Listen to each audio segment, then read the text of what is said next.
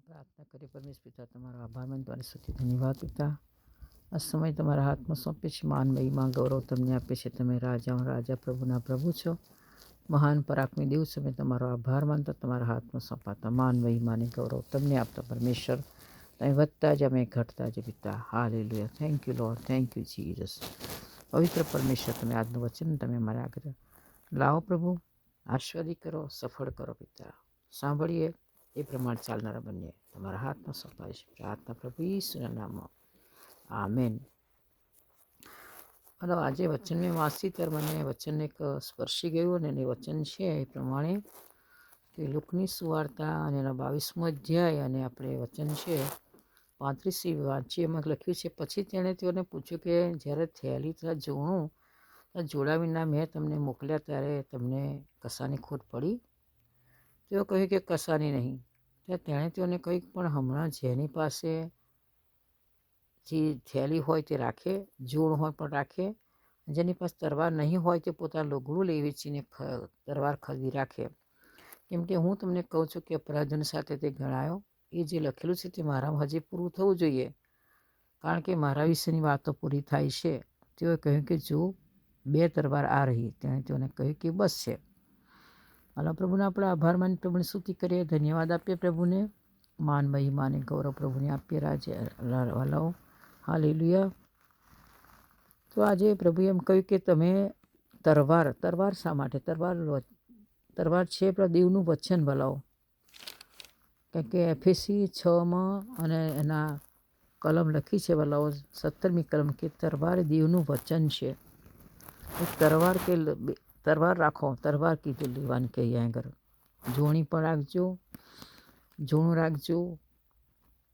પછી જોડા વિના તમને કહે છે એક થેલી એક જોણું જોડા વિના મેં તમને મોકલ્યા હતા કે તમને કશાની તકે ના કશાની ખોટ નહીં પડતા। કે થેલી હોય તે રાખે, જોણું પણ રાખે અને તરવાર ખરીદી રાખે। તરવાર શું છે? દેવનું વચન। પ્રભુ વચન વગર કશું કરી શકતો નથી, કેમ કે પોતે પ્રભુ વચન છે। એટલે વચન કેટલા માટે તરવાર લેવાની? એમ કંઈ આત્મિક રીતે તરવાર દેવનું વચન છે એફએસી 6 અને 17 પ્રમાણે।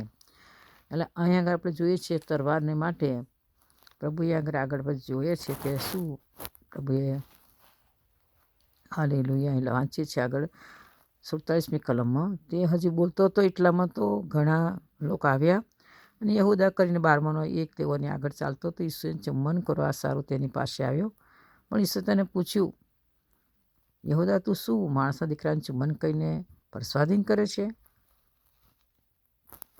જેની તેની પાસે હતા તે હોય તે જે શું થવાનું તે જોઈને પૂછ્યું, પ્રભુ અમે તરવાર મારીએ શું? તેઓના એક મુખ્ય ચાકરના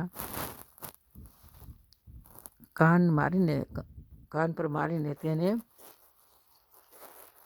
જમણો કાન કાપી નાખ્યો। પણ ઈસુએ ઉત્તર આપ્યો કે આટલું થવા દો। તેણે તેના કાનને સ્પર્શ કરીને તેને સારો કર્યો। જે મુખ્ય યાજકો, મંદિરના સરદારો, વડીલો તેની સામે આવ્યા હતા। તેઓને ઈસુએ કહ્યું કે જેમ તમે લૂંટારાની સામે આવા હો તેમ તમે તરવારો અને સોટા લઈને આવ્યા છો શું?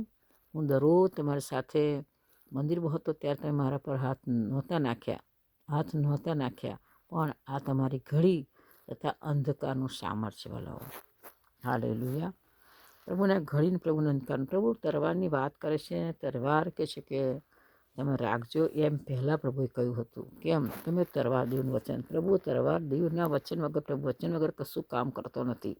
એટલે કે મારા માટે બધી વાતો પૂરી થવી જોઈએ એટલે તરવાર લેવાનું કહ્યું। અને પ્રભુએ કાન કાપ્યો, એમ કે આપણે વાંચીએ છીએ પ્રેરિતના કૃત્યોમાં 28મા અધ્યાયમાં 26મી કલમ કે લોકોની પાસે જઈને કહે કે તમે સાંભળ્યા કરશો પણ સમજશો નહીં। જોયું?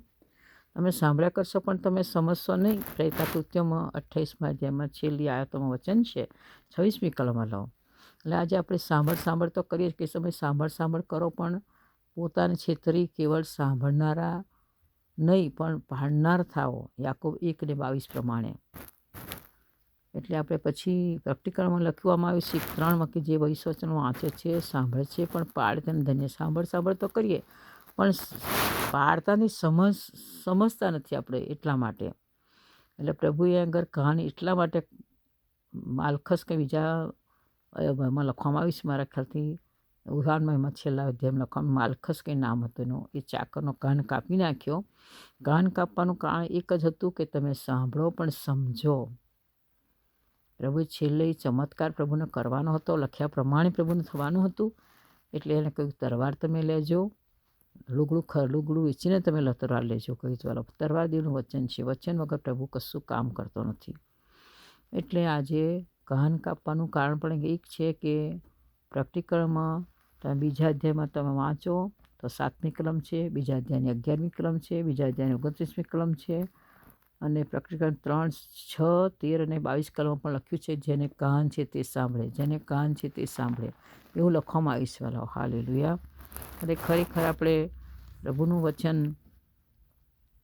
આપણે સાંભળીએ છીએ, સમજીએ છીએ. કાન છે પ્રભુ આપણને આપ્યા છે, એટલું સરસ આપણે અવયવ પ્રભુ આપ્યો છે કાન, પણ આપણે સાંભળતા નથી. એટલા માટે કે તમે સાંભળ કરશો પણ સમજશો નહીં. એટલે આજે આપણે સાંભળ તો કરીએ છીએ, ઘણી બધી મિટિંગોમાં જઈએ છીએ, ઘણા બધા સેવકોને સાંભળીએ છીએ, યુટ્યુબમાં સાંભળીએ છીએ, પણ આપણે સમજતા નથી વાલાઓ. અને દેવનું વચન જે તરવાર છે, તરવારને આપણે વાપરતા નથી. તરવાર દેવનું વચન આપણે યાદ કરતા નથી. પ્રભુનું વચન છે તરવાર, એટલે તરવારને આપણે શું, પ્રભુના વચનને આપણે કે તરવાર, હિબ્રુ 4:12 કે દેવનું વચન તીક્ષ્ણ તરવાર જેવું છે, તીક્ષ્ણ તરવાર જેવા. હાલેલુયા. પ્રભુના આપણે આભાર માનીએ કે દેવનું વચન તો તરવાર જેવું છે, તીક્ષ્ણ છે. આપણે સ્નાયુ મજાને આરપાર કે નીકળી જાય છે, સ્નાયુ મજાને આરપાર નીકળતી કે છે વિચારો ભાવના પારખનું વચન છે વાલો, પણ આપણે તે એને સમજતા નથી. એટલે તરવાર પ્રભુ એટલા માટે છેલ્લે કહ્યું, દેવનું વચન પૂરું થાય કે મારા માટે પૂરું થવું જોઈએ, વચન પૂરું થાય. અને પ્રભુ દેવનું વચન છે તરવાર એટલે. અને કાન કાપી નાખવા મતલબ કોઈ સાંભળ કરો પણ તમે સમજતા નથી, એનું કારણ આ છે વાલાઓ. એટલે પ્રેક્ટિકલ પ્રમાણે બીજા અધ્યાયમાં 3 અધ્યાયમાં લખ્યું છે કે જેને કાન છે તે સાંભળે, જેને કાન છે તે સાંભળે. કેટલી વાર 6 વખત લખવામાં આવ્યું છે. 6 દિવસના એક દિવસ આપણે સાંભળવાનું છે. પ્રભુએ 6 દિવસ પૂરથી બધું જ બનાવી દીધું, અને 7મા દિવસે પ્રભુએ આરામ લીધો. એટલે આપણે 6 દિવસ એક દિવસ એવું નહીં કે 6 દિવસ સાંભળવાનું, પ્રભુનું વચન સાંભળવાનું છે, પ્રભુના વચન પ્રમાણે વિશ્વાસ કરવાનો છે, આપણે પાળનાર બનવાનો છે વાલાઓ. એટલા માટે કે તમે સાંભળો પણ સમજતા નથી. એટલે આપણે સમજદાર બને. પ્રભુ છેલ્લે એટલે તરવાર એટલા માટે કહ્યું, દેવનું વચન જરૂર હતી પ્રભુની.